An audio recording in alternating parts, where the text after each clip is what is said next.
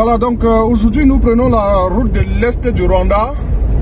On est en train d'aller à Gako pour la visite de la mangue Kent.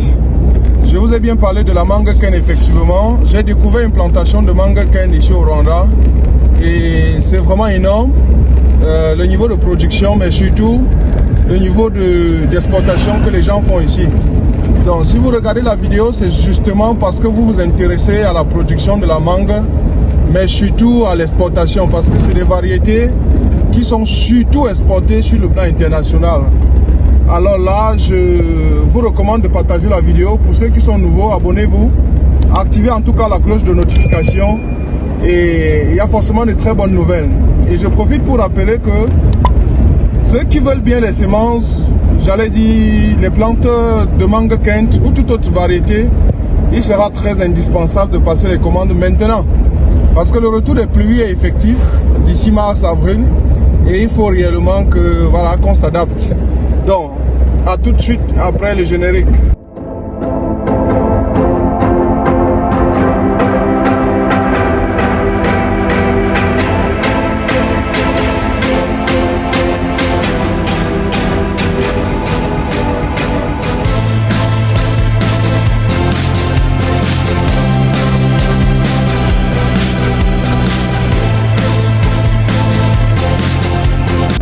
Alors les amis, c'est sûr que vous connaissez déjà cette variété de mangue. Là, je suis toujours au Rwanda. Je suis venu pour l'ensemble des visites pour voir les différentes opportunités que les agriculteurs de notre région peuvent avoir. Et je suis encore tombé sur cette variété de mangue que je vous ai déjà présentée en Balmayo chez moi. Donc son nom, c'est la variété Ken. Je sais que la dernière fois, je n'en avais pas parlé. Mais c'est cette mangue-là qui est beaucoup plus sollicitée sur le marché international du fait de sa coloration. Donc on peut bien voir comment les fruits se présentent. Mais aussi du fait que le fruit étant exotique est très bon à la consommation. Un seul fruit de mangue pareil va coûter entre 3-4 € sur le marché européen. Et vous comprenez donc que normalement au jeune âge, on entre déjà en production. Vous pouvez constater à partir d'ici. Et lorsque les plantes sont bien traitées, absolument vous n'aurez jamais de soucis. Je suis très content de vous présenter cette variété Ken. Donc pour ceux qui veulent vraiment produire les mangues et les exporter, c'est cette variété qu'il faut faire. Mais plus encore, où trouver des semences? Je vous ai dit dans la vidéo précédente que je n'aurais vraiment pas assez de semences pour cette année. Parce que, à moins que vous ayez une convention avec moi, vous m'envoyez, je reviens ici en Afrique de l'Est, partout au Kenya, Rwanda, Tanzanie, machin, ils ont effectivement cette variété. On peut venir chercher et forcément, on va produire. Donc, les étapes d'itinéraire technique que je voudrais bien présenter avec vous ici, c'est surtout les étapes liées à la production. Donc, le choix des semences ici est idéal. C'est des variétés greffées et c'est la variété Ken. Au-delà de ça, on a derrière là aussi la variété Palmer, mais qui n'est pas forcément très appréciée sur le marché international. À cause de cette coloration et tout ce qui va avec, on aime bien cette variété-là. Donc du coup, la première chose, c'est de bien choisir cette variété qui est la variété Ken. Mais aussi, la deuxième chose, c'est de pouvoir faire un bon planting. Le bon planting ici est conditionné bien sûr par le trou. Et ici, on va constater ensemble qu'ils font des trous de diamètre 1, c'est-à-dire de diamètre 1 dans tous les sens.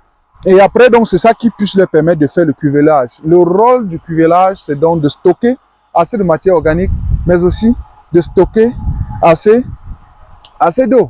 Parce que si on veut bien arroser et si on verse de l'eau ici, peu importe le type de système d'irrigation, on comprend que cette eau-là va se stocker, se stagner et tout simplement, forcément, ça va bien nourrir les différentes racines. Et vous allez comprendre que le diamètre du cuvelage va varier tout simplement en fonction du diamètre de la plante. C'est-à-dire que l'année prochaine, le cuvelage, on va légèrement augmenter si effectivement les feuilles essayent de s'augmenter. C'est ça qui va conditionner finalement la bonne production.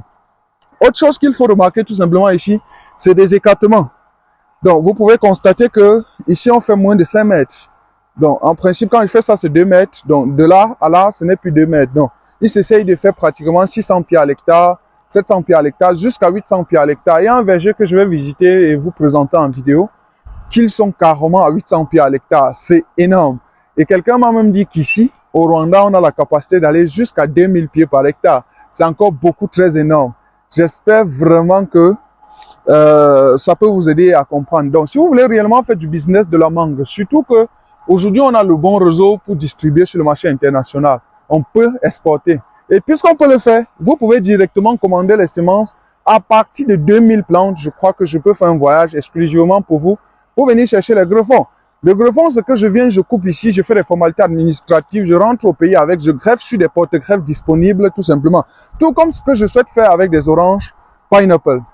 Maintenant, la condition sine qua non pour réussir la production, c'est le traitement des plantes. Vous allez constater que ce fruit-là est un peu malade. Il est nettement malade parce que tout simplement, il n'a pas été traité. Or, si on l'avait traité, forcément, tous les fruits auront la même saveur, le même goût, la même apparence et tout ce qui va avec. Ce qu'il faut surtout remarquer, c'est qu'on ne fait rien pour attendre. Regardez, tout se sert comme si c'était du bananier plantain. Voilà, effectivement. L'idée ici aussi, c'est de pouvoir faire la taille quotidienne. Je vais vous présenter ce que j'appelle la taille. Donc ici, au quotidien, on fait la taille.